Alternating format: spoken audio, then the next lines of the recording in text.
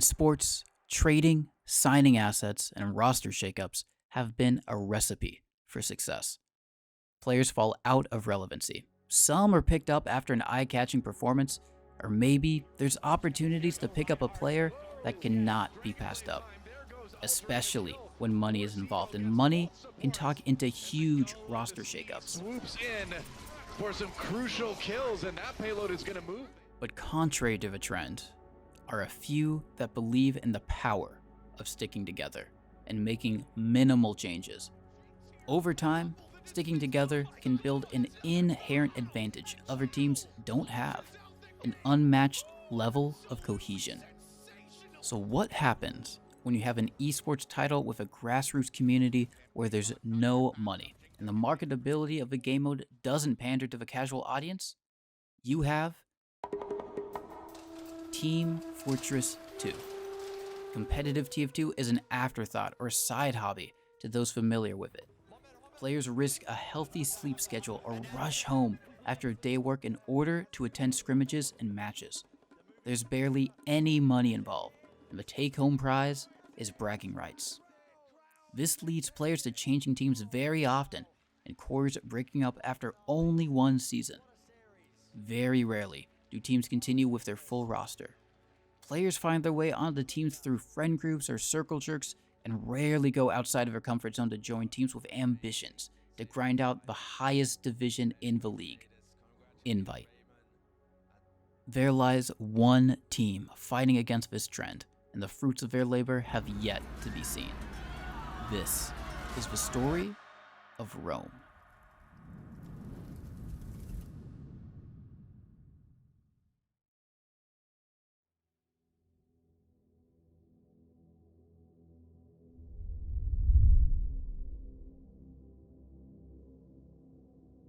Rome is a team competing in the RGL 6's Invite division, the division featuring the best North American 6s has to offer.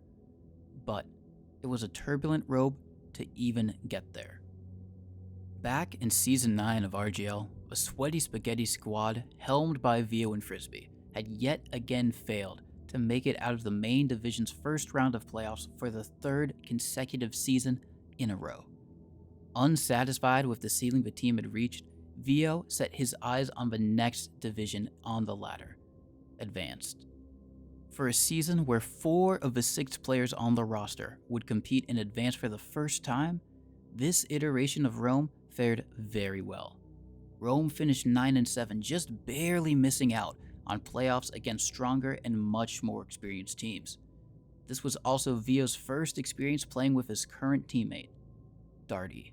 We picked up Darty because he started just before I did playing 6s, and so when I started playing, he was kind of always around. He was someone I hadn't really played with before, but I knew of him and had played against him or with him in pugs and stuff like that. So by the time, I'm forming this team in Advanced and I needed a flank scout, I knew he was a solid option, and if I remember correctly, we didn't even really do any tryouts for him. Because, I'd remembered playing with him before, so he was just kind of a shoe-in for the role, so. Despite a strong first season, a huge roster overhaul and better opportunities saw Vio the only person left on the roster heading into Season 11. To rebuild, he found a mix of players looking to make a name for themselves just like him. Ghadilli on Medic, Mig on Demo Man, Raven and Quacks on Soldier, and Rive on Scout. Most of these players had been on middling advanced teams, but they were all up-and-coming players punching above their weight. Expectations were surpassed very early on, with preseason scrimmages showing signs of huge potential. The regular season saw them go toe-to-toe with every team in the division, with their only head-to-head record being negative against Kron's Realm. Despite that, the playoffs curse of Sweaty Spaghetti came back to haunt Rome. They finished dead last in playoffs, losing 2 key matches, a nail-biter against Amsterdam and Decozy Academy. So Season 11 was my second season back after a couple years away. And then, my first season back, got back into the swing of things. And then after that first season back with Image, I was like, all right, I really want to grind hard and see like how far I can really go in this game. I had a couple of tryouts. I didn't have a ton of like nobody really like high level, just because I played that one season of main. But played a couple tryouts with Rome, with the VO squad, with a couple of different rosters, but was really impressed with VO specifically. His mindset and his dedication was crazy.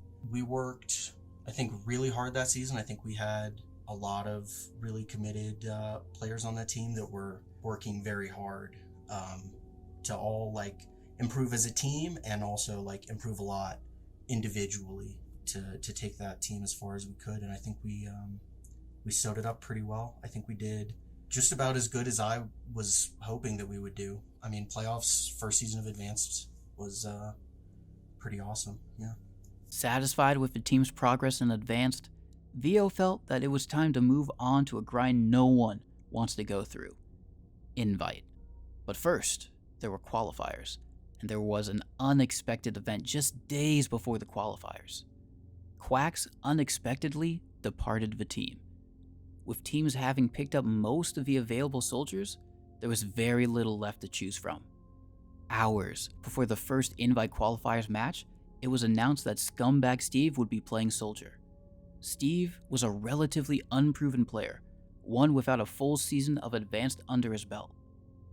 So Quacks left towards the end of the season 11 preseason, right before qualifiers, and it was a surprise, but it was an honest conversation. There wasn't any bad blood or anything like that. He had concerns, and I don't blame him given our playoffs performance during season 11. He had concerns that we might struggle in the qualifiers and that we might not make it to Invite, and that was really his goal at the time, was to play Invite. So he wanted to look for a different team that was going to be an Invite, which was understandable. So going into qualifiers, we needed another soldier, and back during season 11, during that preseason, there were two pairs of soldiers that I was trying out. There was the Steve and Math duo, and there was Quacks and Raven. And ultimately, obviously, I ended up going with Quacks and Raven. But, I remembered Math and Steve, and I remember they were both very solid players. So when we needed kind of a last-second pickup, and keep in mind, it was last second. I mean, we had Steve join the team the day of our first qualifier match. Most players, if they were intending to play on a team, they were on a team. So it was really fortunate that we were able to get Steve on. And Rome proceeded to slaughter the Invite qualifiers, only dropping a map to Catgirl Cafe in their final qualifier match when Invite was already secured, and a lot of eyes were on them heading to Invite. Many were high on the Rome stocks, including Soapy Meister and Lol Guy during preseason discussions. If you want to read out the roster. Yeah. So Rome was playing Advanced last season. Their roster looks kind of the same except for Quacks, who joined a different team. It's VO, Pocket Scout, Rive, Flank Scout. I don't know the Pocket, Raven Roamer, MiG-21 Biss demo, and Ghadilli Medic. I've played against their demo. I'm just going to say their demo, because that name is too long. Or MiG. I'm going to call him MiG. Yeah. I played against him. He was running Quickie Bomb, and he was shooting my stickies out of the air, and I couldn't get them, and it was really annoying. So An innovator. if he does that to other demos, then I feel bad for them. But he was good. That team was good. I think they can surprise some teams in the qualifiers, and I think they might have a chance to make a spot in Invite, depending who their Pocket is. Yeah, they try really hard, so you gotta give them credit. Yeah, I can definitely see this team making it, but The final spot in Invite, and Rome, as I predicted, a Rome sweep. Except the last map they played, they lost. They were winning 3-1 and they lost. I don't know what happened there. It was the Catgirl Cafe team that gave them their only loss. Rye was playing Engineer for fun and then ended up losing. GG. yeah, I think they were kind of messing around a little bit because it was like mathematically impossible for them not to get first seed and to miss out on the invite qualifier, so they started just running around NG. So I think that's why I did that. But regardless, well played from Rome. Good job. They definitely were the most powerful team in that qualifier. Yeah, they looked. I didn't get to watch every match, but just based off of what I did see, they looked like an actual team.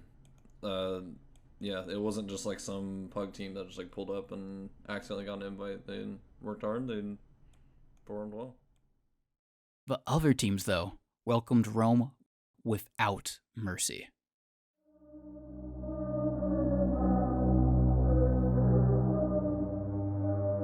Their debut showed that pure grinding and demo reviewing alone couldn't overcome the other teams and their vast experience. The new season format that should have benefited new players like Rome actually turned out to mentally break the team.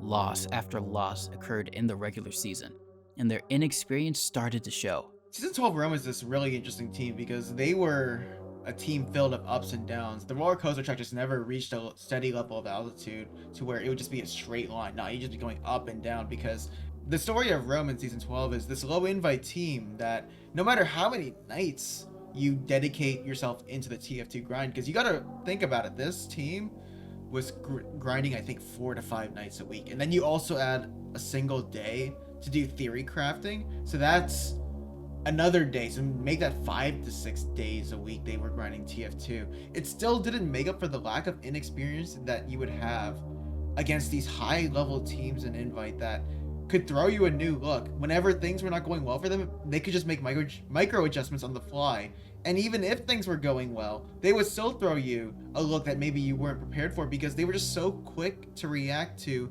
whatever you would try to do if you're Rome. And I think that really overwhelmed Vio and co, and despite being willing to dedicate themselves to the invite grind, they weren't ready for the level of competition that would face them in that season. So just was really depressing to watch Rome fall into that low of a state, and we aren't even halfway through the season because we still have stage 2 headed moving forward for Rome. The losses reached a breaking point in the team in their match against the invite finalists Greasy Dot Hogs. Despite a scoreline against a top invite team that separated the two by 1 round, the already growing dissatisfaction in the team led to Raven and Rive both leaving the team. With little options left and a winless season imminent, Vio welcomed back former Sweaty Spaghetti teammate Frisbee and ex-Estrogen Took My Homie member Electra Heart to finish out the season. Despite their best efforts, it was not enough to garner even a single win as their season ended at the hands of Estrogen Took My Homie and their former teammate Raven in playoffs. Knowing that Season 12 was a throwaway, Rome reset for Season 13. Darty joined the team to replace the retiring Electra Heart, and despite the uphill battle his team faced in terms of individual skill and experience, any Rome team, as Vio puts it, were in it for the long haul.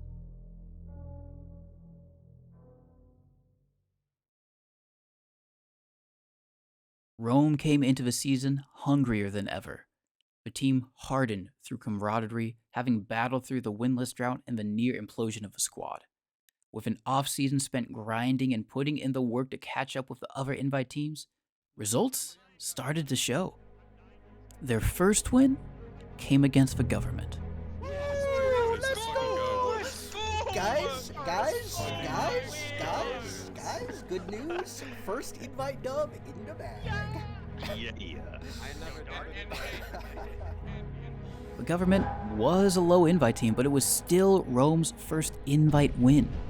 And a win, nonetheless. A win that would be the hallmark of a sign that greater things were to come for this roster that had yet to experience a stable season of invite.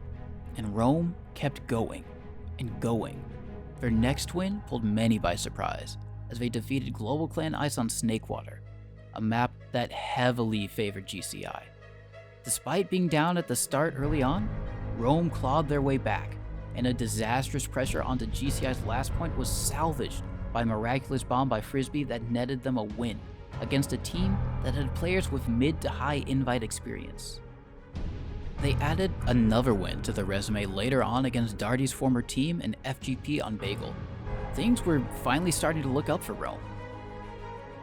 Rome did get a little ahead of themselves.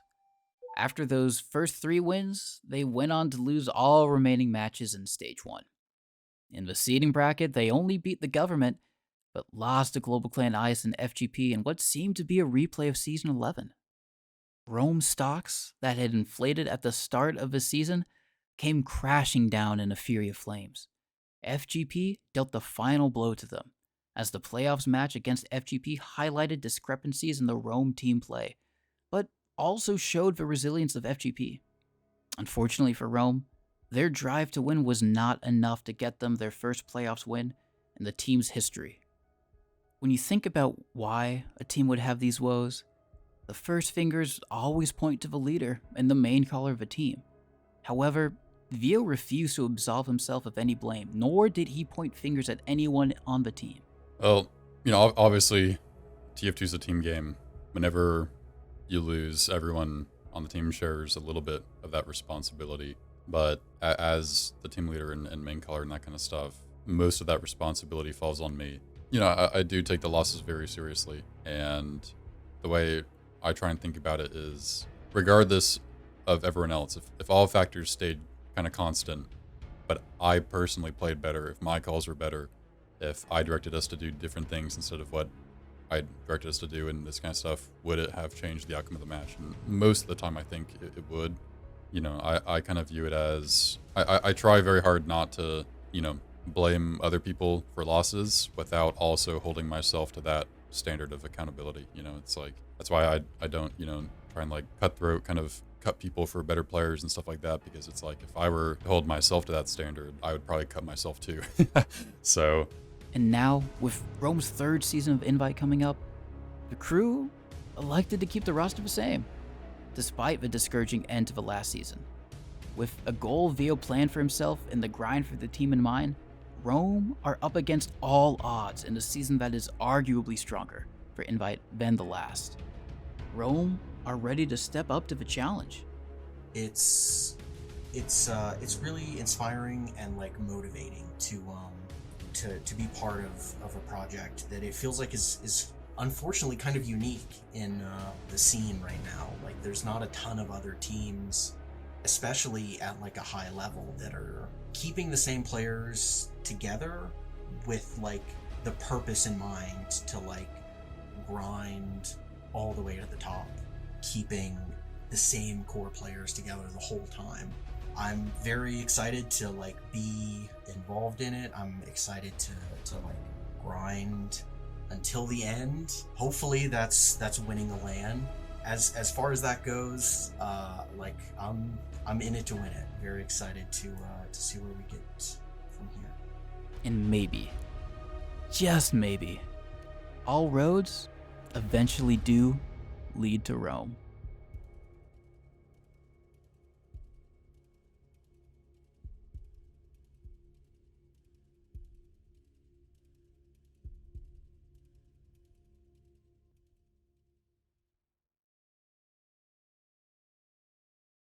And maybe, just maybe, all roads eventually lead to Rome.